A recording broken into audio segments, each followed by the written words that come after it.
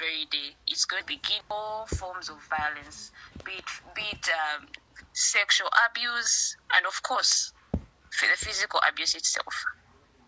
You understand? So, like, when you tend to see certain traits, especially the people who are violent. So those violent traits, if you see somebody being violent with you, somebody uttering words of, like, threat, I'm going to kill you, I'm going to do this, run. You need to run, find your way out of that relationship. Because, if, the longer you stay, like,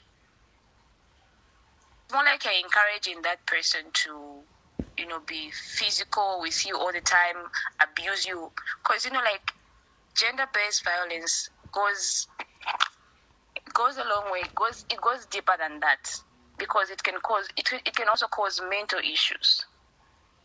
It can even cause death. Somebody can kill you just by beating you. If they beat you every day, you would you can actually lose your life. So I would say there are certain factors that I think certain factors that cause gender-based violence, and I would say the first one being lower levels of education. Like, when you're dealing with somebody who is who is an illiterate, so to say, like somebody who hasn't been to school, maybe at least attend a grade 12 certificate, like their level of thinking in how they, do things is kind of different from you. Imagine you have a diploma or something, and so this person is, like, they haven't been to school literally.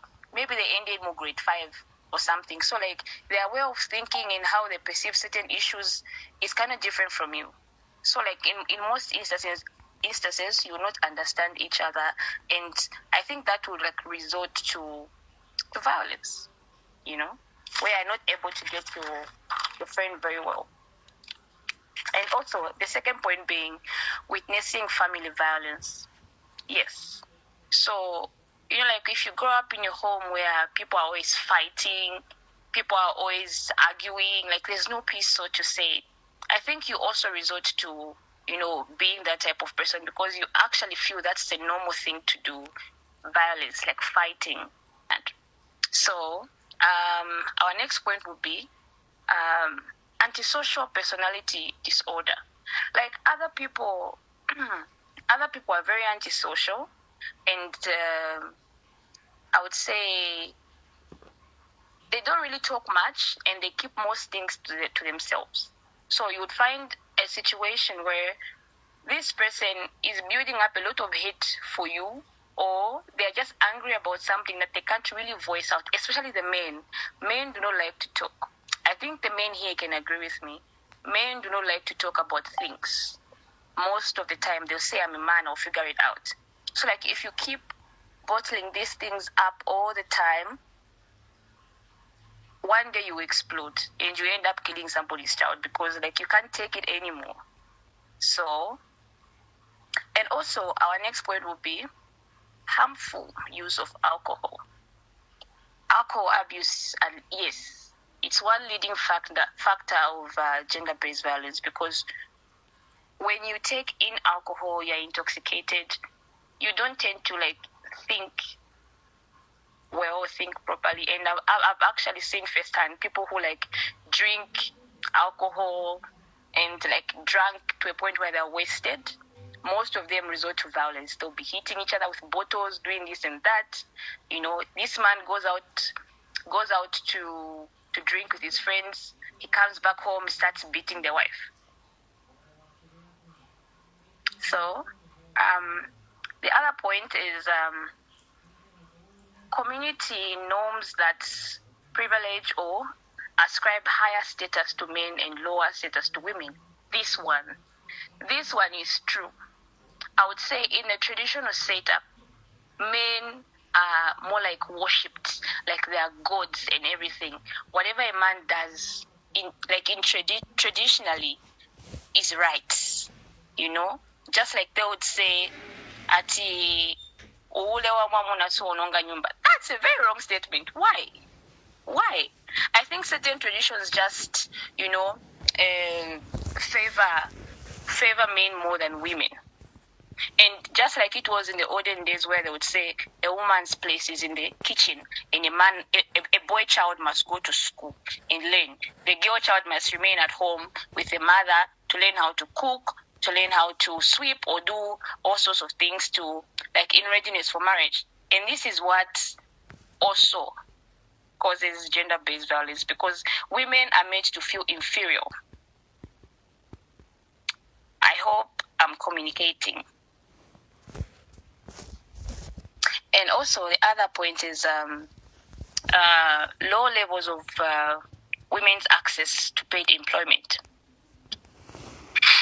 So just like the example I gave, in the olden days where they would say a man or a boy child must go to school while the girl must remain home and do chores to prepare her for marriage. So if this girl child is not educated enough to reach a point where she can get a job, get her own salary, these are the issues that we'll be facing.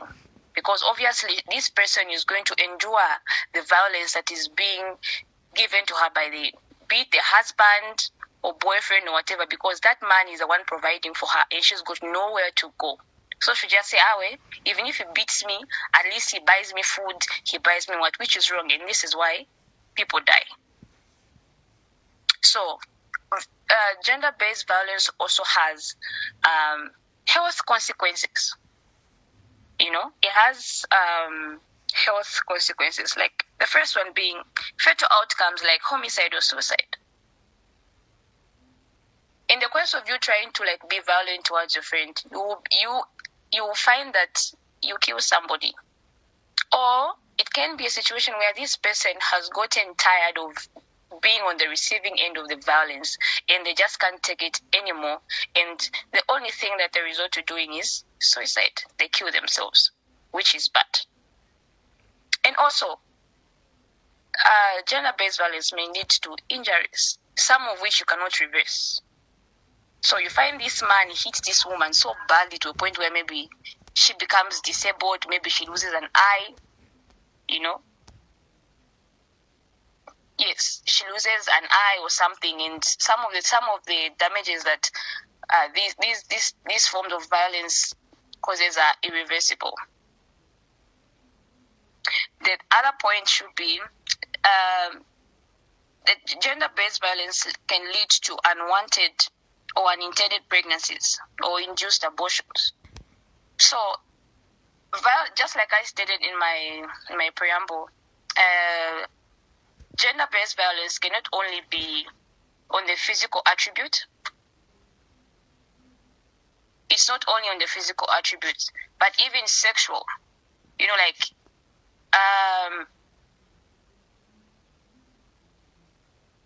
Give me a minute.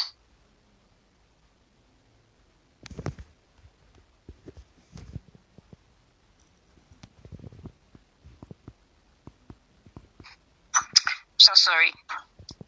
Yes. So there's also some form of sexual abuse there. So now, sexual abuse is, when somebody forces themselves on you when you don't want to, and this also can lead to, unwanted pregnancies, and also diseases like HIV and STIs, The other point is gender-based violence can increase the likelihood of miscarriages, stillbirth, preterm delivery, and low birth weight in babies. So in an event that this lady who is on the receiving end of this violence, she is pregnant, and this man keeps hitting her. If it cannot only be the physical attribute, but even mentally. Obviously, we all know that stress isn't good for a pregnant woman. Stress also can induce a miscarriage. Yeah, and also can cause all these things I've mentioned: stillbirth, preterm delivery, low birth weight. And the other point is Violence can lead to depression, post-traumatic stress disorder, and other anxiety disorders, sleep difficulties, eating disorders, and also, like I stated, suicide attempts. So like all these are the results of what gender-based violence can do to women.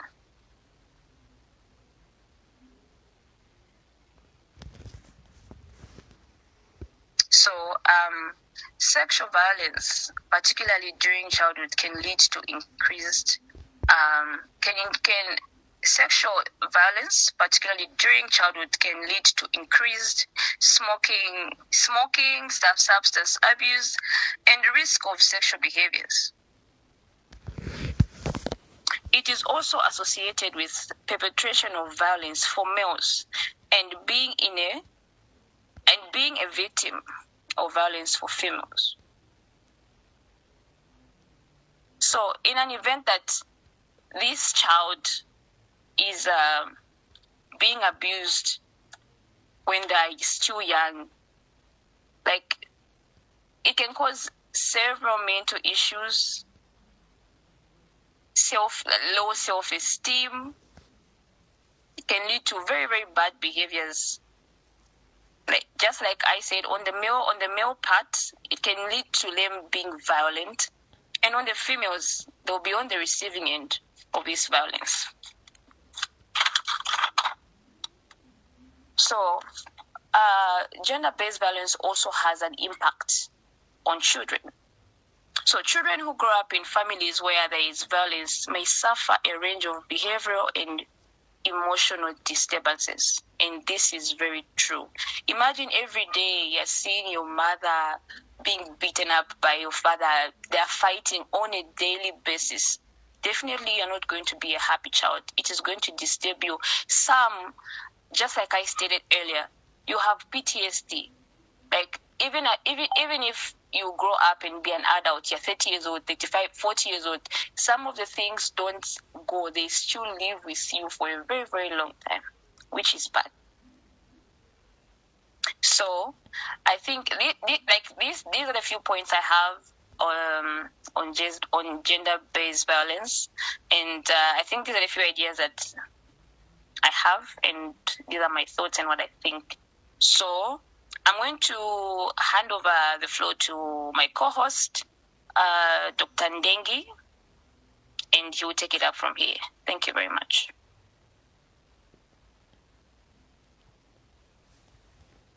Thank you so much, Stella, for that wonderful overview of gender-based violence.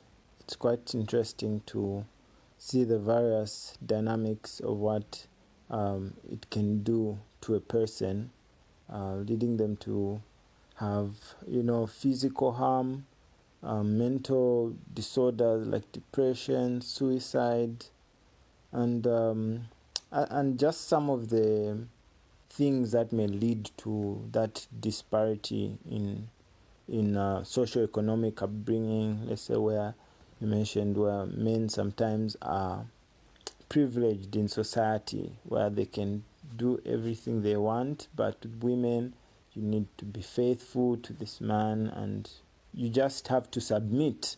And sometimes, even in Christianity, sometimes it's abused to say, no, you submit. But as men, I believe we should also be examples that our women should be willing to submit and to respect us because we are respecting ourselves. Yeah, so it's really important for us to deal with those underlying factors. There need to be some kind of equality. Of course, respect should always be there. The husband is the head of the house. The woman is also equally a contributor who should be considered as a human being, an equal, who should have all the rights and privileges of a human being to participate in a fruitful marriage. In fact, man can't do it all.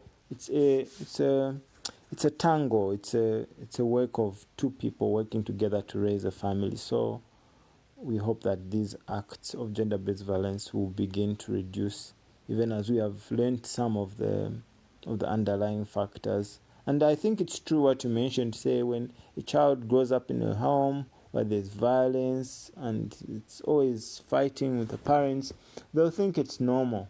And in their own house, they'll do the exact same thing. They'll be beating up their wife, or if it's the other way around, if the woman was beating up the husband, the woman also in her own house may think, okay, it's okay to do this. So it's really transmitted as we get to see these things happening. And maybe let's just hear from us in the group as well. Have we ever experienced gender-based violence in our personal lives? And like it said, it's a broad definition. It covers physical harm, it covers mental harm, psychological distress caused by physical violence against women when it's in the context of women, but it can be in either gender. So have we ever experienced this kind of psychological, physical manipulation, whatsoever it can be, against ourselves, or it could have been a parent? And what impact did it have on you, maybe as a child?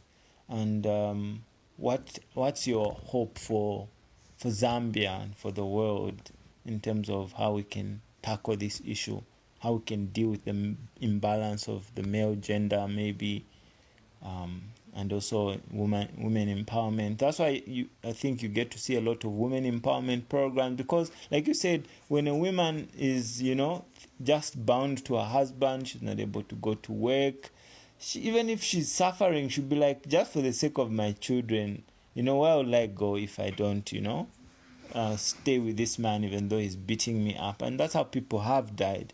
So what can we do to remedy the situation, and what are some of our experiences? Sure. Otherwise, thank you so much for sharing that preamble. Any thoughts from us, the listeners? Mwandamba, I've seen your hand. You can go ahead and share what you have to share with us. Good evening, everyone. Okay, so for me, I think I'll first speak about maybe an experience, maybe not exact, but here's something. I think one thing I encountered growing up was this primitive mentality of males, right? Because obviously, okay, being at this stage, I did, of course, interact with boys before then later on men, right? So now the thing is, you see there's this pattern of primitive thinking. These people are being educated. Some are educated, like fully blown educated. Someone is very lame, but the mentality behind it's like education is another thing, and then they come to this culture and norms is also different. But then you're wondering, is this education really helping? Like, okay, specifically, let me ask, like for the male, does the education help in thinking differently? Because these few that I have met, they're educated but very primitive. And then the mentality, there's this superiority. It's not any superiority that comes from the people who are proud because they're just educated and I feel like there's nothing wrong with you being proud of what you've earned and worked hard for. And then there's this superiority where they feel like it's entitled, like you have to give me. It is mine, whether you like it or not. And I feel like most people who come off like that do definitely, okay, not definitely, most of the times end up becoming violent because firstly they want you to follow a certain norm that they believe in their world or their bubble. The moment you are diverting, then you are disrespectful. So if they want you to keep you in line, they feel like, you know how parents discipline children, I think you should also be disciplined. I don't know how people connect the two, like parents and partner, but then there is that. I don't know if out there is less male education. There's a lot of being taught about, a lot of things about how to conduct yourself, how to behave. There's a lot. And men being taught. Are they ever taught, or is there programs or these things that they are teaching men, not empowering them to continue being the way they are, but to change. Like, you teach them, like, no, you have to treat a woman better. You have to realize, even as a head of the house, you have to protect first. You have to lay your life before you can do anything else, I guess. Like, I feel like there's less education out there for men. The only thing they learn in the environment is these cultures that surround men being, they have to be like, they're protected. Everyone follows you no matter what. Whatever you do, they'll follow you as a man. You can't do this. The woman's supposed to do it for you. And then the worst thing about these things, I feel like women contribute to such things the most, right? Because you find that, example, in a home setup, you find a couple has, let's say, one daughter and two sons. You find the mom always pushing the girl who is alone, maybe even a middle child or the last, or a younger one, to go clean. If she complains that, no, but like, I'm alone, like, don't help or something. No, these are men. They'll get married. You are not going to be married. The men get married, the women are married, something like that. And so, quickly, you find, it's all about, okay, not exactly the example, but I hope you are getting. So you find that in the homes or the setups elsewhere, the women are the people helping. Literally, they are spearheading this primitive mentality in the men. Where, no, the lady, you do that. No, the man, no, you. And then they stop, even boys, let's say they want to help, and they're like, why are you doing that? Why would you clean? No, I'm just helping. Help what? Men don't do that. That's female job. So you're finding we women are oppressing ourselves. And we are teaching, even if we were hurt, where such things we need to learn and get better, help the next generation not go through what we went through if it was a bad experience. But we find most of the time, it's the same people, we same women who have been in bad situations, who are doing exactly the same bad behavior we experience to this younger generation growing. So there's also that aspect. The women, there needs to be another, it's not education, it should be something. Okay, now that word breaks me, but yes, to tie the women and educate them that these bad things you've been going through, you are hurt as you are raised in a certain way, in a certain manner. This thing shouldn't repeat in the next generation. There's nothing wrong. You went through it and it's bad. And the best you can do is help the ones who are coming behind.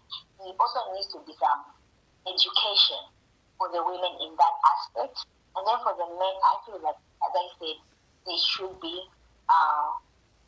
awareness. We should teach them also. They should have, these conferences. I like that there's some men conferences coming out and they like, which are really helping. And I think we can even go further. I don't know how we can go further, but in the same line, we started to educate the young ones, even in small setups, like homes, wherever you are able, you have the audience of younger ones. Use those opportunities to teach, help them understand this diversity of treating someone better because they're women doesn't make you weak as a man. Actually, it shows strength. You're able to be loving to a woman, loving and help. This thing, it's not that it's not manly, it's actually very manly. Because as a protector and a provider, I think all that encompasses people, as Dr. Leji said, they don't, like even church setups, they misuse the whole content. They explain it to it's a very, I don't know, for me it's vulgar, it's a vulgar explanation, but they're using the word, right? For people who are Christians, because you can't be thinking, because someone is providing, you just have to bring food, then that's all. Or protecting, like, I have to close all the doors, and then we are home, when I hear some sounds, outside, I'll check, since I'm the one who's protecting. Protecting, providing goes way beyond that. You have to protect the mentality of the family. You have to provide emotional needs also. They are needs. That you as a provider, it has to go that far. It shouldn't just be easy.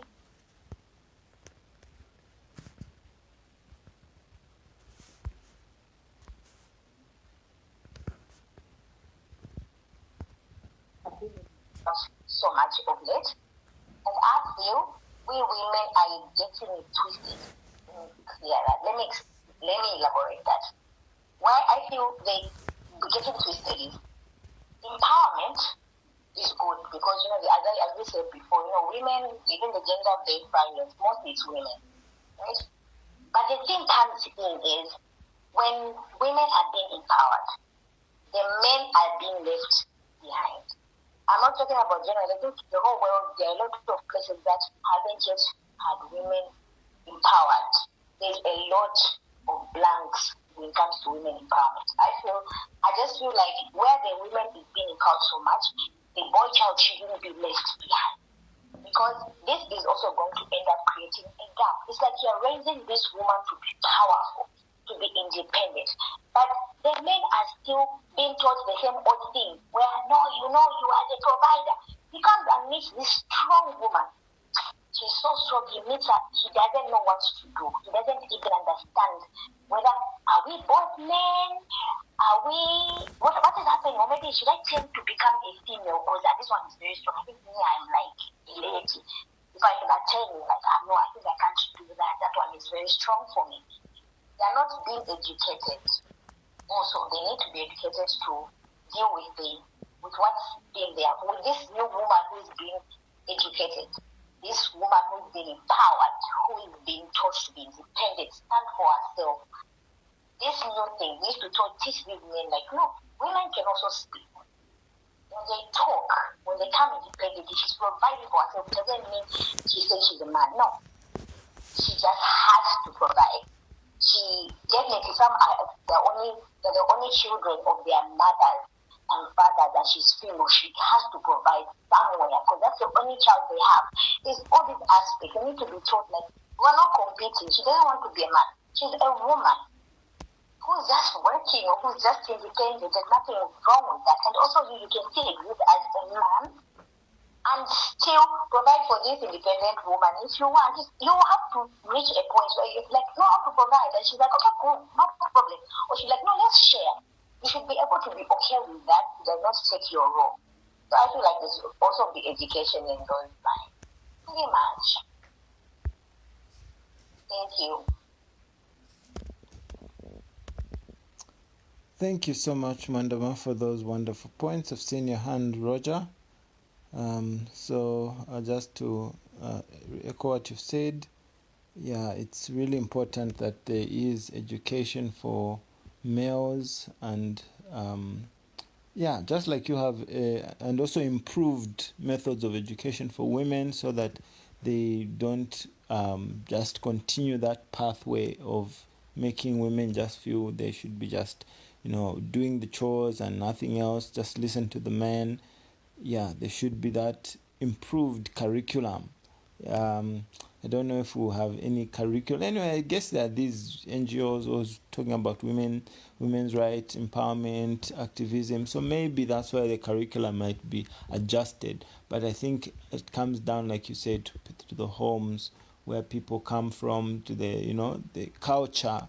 And that's really something hard to change. But maybe as we go forward, the modern culture, people can be educated and educate one another. Otherwise, thank you for those points. Very wonderful. I think men, we need to be protectors, providers, and even help people in their mental health as well. So, great points. Roger. Good evening, everyone. I'm closely following what is being brought on the platform. The few points I wanted to highlight on concerning the man, the female, when it comes to chores and everything. Of lately, like the way we've grown up, we've been told, no, a man is supposed to do the chores for outside, or a lady is supposed to do the chores for inside. That's how lately we've grown up. But it depends the setup of how you've been brought up, because there are other houses where they don't consider you a man or a lady. You have to do everything. Cooking, cleaning, everything which is you are able to, a lady can do in the house, a guy also has to do. Anything which a man can do, a lady also has to do. But coming on the aspect of culture, in as much as we are modernizing, the aspect of culture is what has kept our parents and it's what is keeping us today. We can say our culture can be primitive because a man is taught that, a woman is taught that, No. Basically, if we were to follow it from the Christian point of view, unless the other people are not Christians on the platform, basically all the work, according to the Bible, belongs to a man. A woman comes in as a helper. So there's no way we can say that this work belongs to the woman, this work belongs to a man. No. A woman comes in as a helper, and that's how God designed the system. So since God designed the system for a woman to be a helper, when it comes to every situation, that's why a man is taught to be a provider, is taught to be a protector. Is meant to provide for the family. If a situation allows for a woman to provide, then that's a plus to the head of the house. But basically, what brings in gender-based violence is that nowadays the world has put it's equal rights, equal for everyone, equal roles and equal for everyone, that kind of stuff.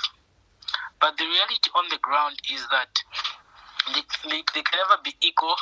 There can be equal opportunities for everyone on the on the ground, but we don't all have the equal strength, because you find men they're stronger compared to women. So even when it comes to roles, yes, there are roles which can be performed by men and women, but there are certain roles which can be performed basically by a man. A woman can't perform those roles. I can give an example from our work experience.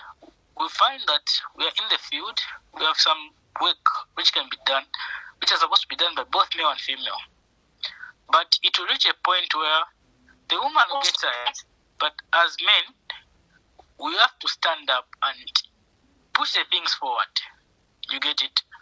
So, in as much as we are fighting for equal rights and equal roles, definitely one thing we have to bear in mind is that we can never be equal in these things. We can have equal opportunities and equal everything. But a man, the way God designed it, is the owner of the work. A woman is there to help. I think that's what I can say on this.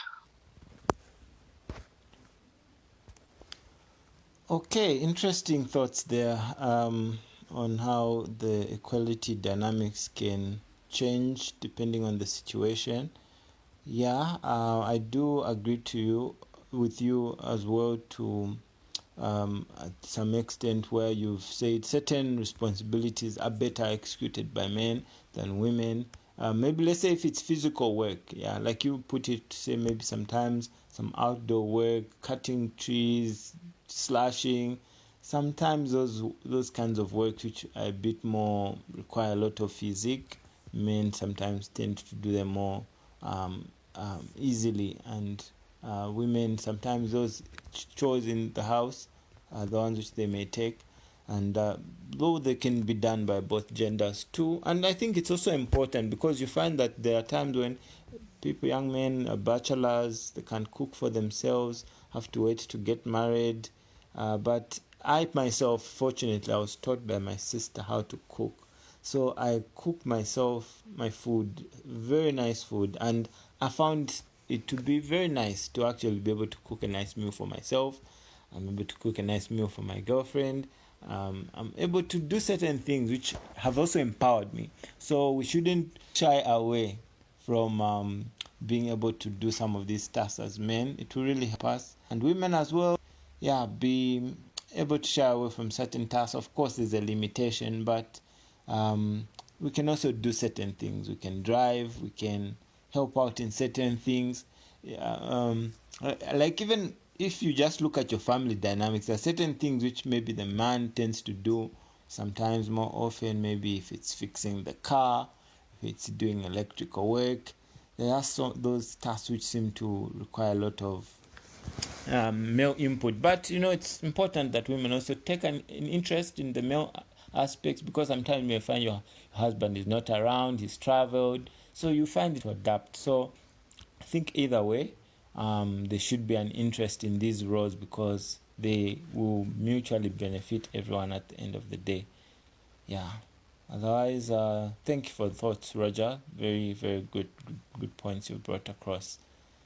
Otherwise, any other thoughts from any other people on the team as we come to a conclusion of this very interesting topic? Any thoughts from us on how we can tackle this monster called gender-based violence? Being a therapist, I have received, clients who've mentioned all kinds of atrocities that are committed by their partner, and statistics were showing, I'm sure Stella came across them when we were doing the research, that about 1 in 3 women experience gender-based violence worldwide. That's 30%. So it's really unfortunate that's the case, and it can be sexual, it can be psychological, and it can have an impact on the woman, on the children. So yeah, it's really important for us to be very careful. As protectors, as men, we protect, and yeah, we may not resort to violence when we feel maybe we're not getting our point across. Sometimes talking does a lot to really address certain issues, and violence is not the answer. It might lead to a lot of harm, physical harm. There are people who've done certain things, then they regret. They maybe land themselves in prison because they have actually even killed somebody because of their acts of violence. So it can really be so bad. I remember a time when I was attending a funeral of a friend of mine whose sister had died because she was living with this man who was very violent. She was pregnant, but he used to drink, came home, beat her up, and she lost the child. First of all, the child died. She was admitted in hospital, so she lost the pregnancy. Then she also died eventually, and it was so sad and discouraged, and sad for her to have lost her sister in that way. So it's a real issue which really needs to be addressed. And when people are going through these things, let us encourage them to. It's sometimes difficult for these women because they feel, okay, I report my husband. Now if I report him, how am I going to survive? So it comes back to that economic stability. We should always be empowered as women so that we are not chained to an abuser who might end up killing us. Yeah, and men as well. Sometimes men may not have that much physical strength, and maybe the woman has the upper hand. It becomes even more embarrassing for a man to go, seek help. But we should not be ashamed to speak out and seek help from the parties that are able to help us. It could be spiritual counselors, it could be the police, it could be family. Yeah, it could be a shameful thing, but these things need to be addressed and brought out in the open, and that's how our psychological well-being will be protected. So Mondabe has said something, Roger have said something, Stella have said something. Muti, Precious, I don't know if you have anything to say as we conclude. I don't know if you are working right now, so maybe you might not be in the position to, but if you have anything, you may still be able to share. Have you ever experienced this? Have you ever seen it? Well, good evening, everyone. I'm not working today. Oh, okay. All right, great. My thoughts on this, I think family also contributes to, sometimes women are empowered. I've heard of people that were educated or working, but this man kept abusing them and they couldn't leave because maybe your sisters or elderly people in the family keep saying, no, stay, what would it be like if you leave? You know, you can't have this status of having been divorced or nobody was married if you have kids. People keep instilling this wrong perception in people. Also, society, I think, contributes to the stigma because people feel ashamed to leave marriages. But then you're better off leaving while you're still alive. The church also, because their job is to resolve conflicts, to make sure our families are not broken up. I feel I've experienced this where this woman is being abused and then church leaders keep trying to talk to the man, you know, just stay, maybe give you more time or something. But then someone is getting damaged mentally, their health, and it's very dangerous for them. So the church, the families also play a huge role. If you know someone that is being abused, I know someone that is being abused, and I kept women also have the problem. Like, was that one the mother said? You know, you tell someone to do something, and then when they are feeling like this person has changed, they'll be, oh, this person actually told me to leave you.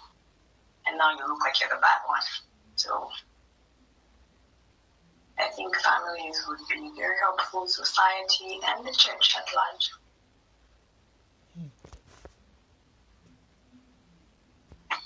Okay. That's great. Thank you so much for those thoughts. Yeah, it's very important that all parties are very much. Of course, no one wants divorce.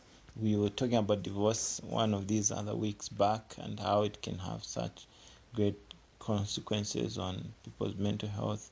But yeah, some people, because of their mental health, have really decided to leave these abusive relationships and have gone on to live happy lives. So yeah, at the end of it all, it's better to live with your life than to live, dead because you couldn't break away. So yeah, and it's really takes a lot of courage, a good support system. So really, it's important to remain connected to family, friends, so that if you need to make some of these decisions, you're supported. Yeah. Otherwise, it's been a good chat. Stella, you can wrap it up. Otherwise, I think we can conclude. Okay. Yeah, this was a very good and interesting topic. We all have learned something from one another, and it's not only to the ladies but also the men.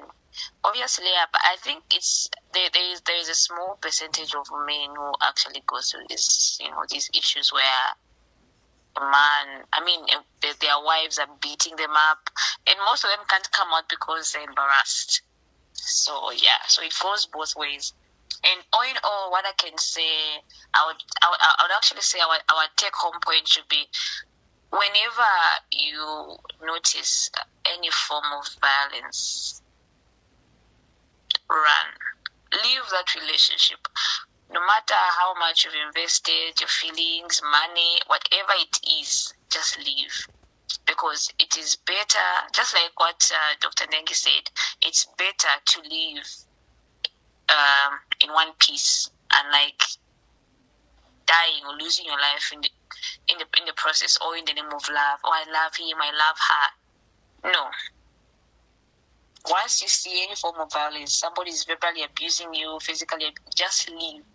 Leave and never look back. Because when you look at the aspect of verbal violence, it takes a toll on your mental health. You begin to have mental health issues, low self-esteem. Somebody is constantly looking down on you, telling you bad things every day, leading to bigger things like suicide. You kill yourself because people are like, this person is constantly telling you mean things and they're demeaning you every day.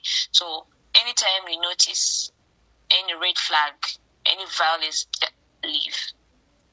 I think this is all I can say, and I don't know. We've said it all, so I think we can call it a night. Thank you very much. Thank you everyone for tuning in, and until next time, you have a good night.